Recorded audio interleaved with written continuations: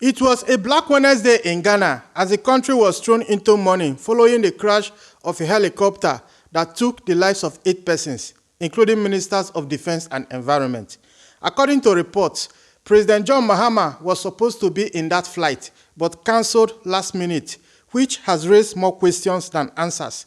In one of my episodes last month, I reported that Ghana is in the middle of a power game between the great powers of this world who are working hard to start a war in West Africa using Ghana. And I can't help but wonder if this is an accident or part of the conspiracy to that end. The timing is particularly disturbing, coming just weeks after Ukraine's first claim about military cooperation with Ghana and amid rising tensions with neighboring Sahel states. In this video, we are going to dive deep into the series of strange events that have been unfolding in Ghana, how these incidents connect to broader geopolitical games, and why this tragic helicopter crash might just be more than an accident in a country increasingly caught between competing global powers. In the last couple of weeks, there has been a series of strange events happening in Ghana, both on the ground and on social media.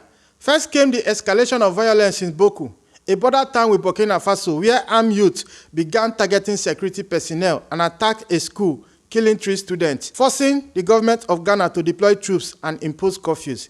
Then there were the troubling anti-Nigerian sentiment that erupted across the country, with protesters wearing placards calling for Nigeria must go, amid accusations of kidnapping and ritual killings. But perhaps most disturbing was the Zelensky hoax, when Ukraine's president falsely claimed on social media that Ghana was ready to finance Ukrainian drone production, a statement that sent shockwaves through diplomatic circles. Add this to the planned protests against Nigerians, again scheduled for August 9th, and you have a country that seems to be imploding from multiple directions. Against this backdrop of chaos and mounting tensions, the helicopter crash that claimed the lives of Defense and Environment Minister feels less like a tragic accident and more like another piece in a dangerous puzzle. The fact that President Mahama was reportedly supposed to be on that flight but cancelled last minute has only fueled more speculation about whether Ghana is truly under attack from forces both within and without. What makes this tragedy even more eerie is the prophetic warning that came just one day before the crash.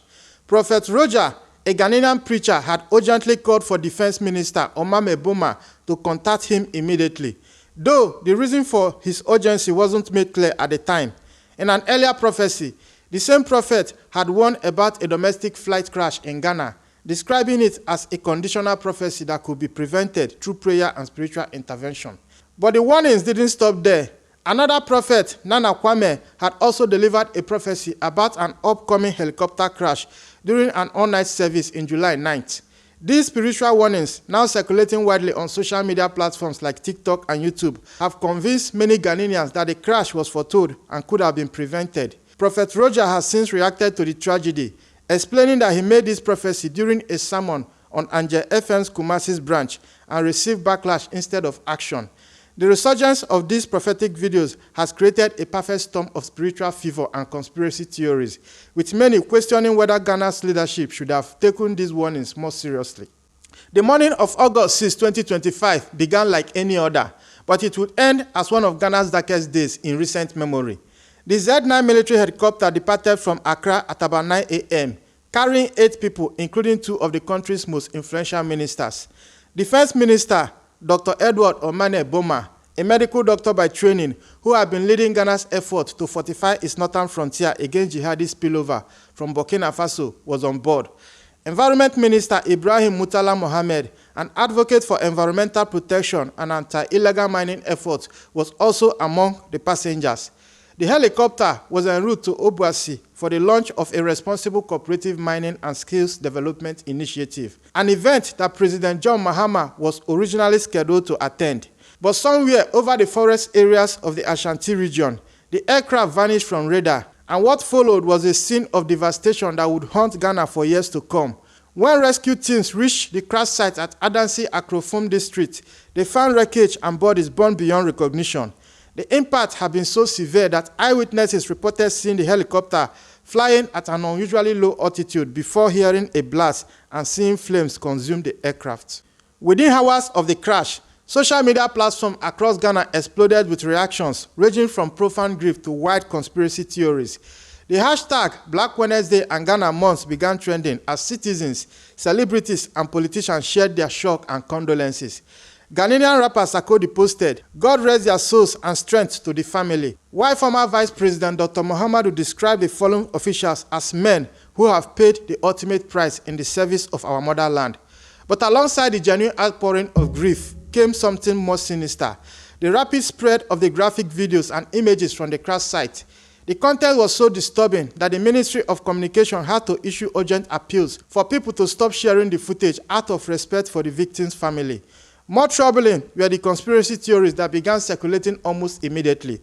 Some social media users openly speculated about possible sabotage, with comments like "a helicopter crash with ministers isn't ordinary," and possible sabotage should not be ruled out. The fact that President Muhammad was scheduled to be on that flight but cancelled last minute became a focal point for conspiracy theorists, who saw it as too convenient to be mere coincidence. To understand why this helicopter crash feels more like just an accident, you need to look at the broader geopolitical chess game being played across West Africa. Just weeks before the crash, Ukrainian President Zelensky had created a diplomatic crisis by falsely claiming that Ghana was interested in Ukrainian drone technology and ready to finance Ukrainian production. This wasn't just a miscommunication. It was seen by many as a deliberate attempt to drag Ghana into the Ukraine-Russia conflict and alienate it from its Russian allied neighbors in the Sahel. The timing was particularly sensitive because Defense Minister Omane Boamah had been working to repair Ghana's relationship with Burkina Faso, Mali, and Niger, countries that have formed the Confederation of the Sahel states and have strong military and diplomatic ties with Russia. Boamah had even led a high-profile delegation to Ouagadougou in May to improve relations with Burkina Faso's military government. Now, with both Defense Minister and the Deputy National Security Coordinator dead, Ghana's carefully crafted diplomatic balance has been thrown into chaos. Some observers point to the suspicious timing. The crash occurred just as Ghana was trying to navigate between Western pressure to align with Ukraine and the need to maintain good relations with its immediate neighbors who have branded Ukraine as a sponsor of terrorism. But Ghana's problems aren't just external. The country has been dealing with a series of internal crises that seem to be escalating simultaneously. The Bawku conflict, a decade-old chieftaincy dispute that has recently turned more violent, forced the government to deploy armed forces and impose curfew just days before the helicopter crash. In this conflict, armed youth have been brazenly attacking security personnel, with reports of students being killed at schools and even the MP's residence set ablaze. Then there is the troubling rise of anti-Nigerian sentiment, with protests calling for Nigeria must go based on accusations of kidnapping, ritual killings, and economic displacement. These protests, which have diplomatic implications for Nigeria-Ghana relations, were scheduled to continue on August 9th, just 3 days after the helicopter crash. Add this to the ongoing illegal mining crisis that the disease ministers were traveling to address, and you have a country facing multiple simultaneous pressure. Some analysts wonder if these crises are connected, whether external actors might be exploiting Ghana's internal division to destabilize the country. The fact that Ghana has successfully avoided the jihadist spillover that has affected neighbors like Togo and Benin Republic might make it a target for those who profit from regional instability. As investigations into the helicopter crash continue, too many questions remain unanswered for comfort. The Ghana Armed Forces have promised to examine all possible factors, including mechanical failure, weather conditions, and flight procedures. But the lack of immediate explanations has only fueled more speculation. What's particularly troubling is the concentration of high-ranking officials on a single aircraft, a practice that violates basic security protocols for preserving continuity of governance. The technical aspects are also suspicious. The Z9 helicopter is considered one of the best in Ghana's fleet, according to former Deputy Finance Minister Major Derrick Oduro, who frequently used the same helicopter type. While he acknowledged that any helicopter can develop faults mid-air, the fact that this particular aircraft had a strong track record makes the crash more mysterious. International observers have noted disturbing parallels to other high-profile helicopter crashes, including the death of Iran's President Ibrahim earlier in 2024, which Iranian media immediately blamed on foreign sabotage. The timing of Ghana's crash, coming amid regional tensions and foreign interference attempts, suggests that this might not be the isolated accident it appears to be. As Ghana mourns its fallen leaders and tries to maintain stability, the country faces a critical choice. Will it allow this mounting crisis to destabilize it, Or will it find the strength to resist the forces that seem determined to drag it into conflict? Our hearts go out to the people of Ghana during this time of sorrow. We mourn with you over the tragic helicopter crash that claimed the lives of brave military personnel. May their sacrifice never be forgotten, and may their families find strength in this painful hour. Africa stands with Ghana. This is Frontline Africa. If you value truth unfiltered and power reframed from an African perspective, subscribe, like, and drop your thoughts in the comments. I am Ezekiel Enejeta. See you in the next one.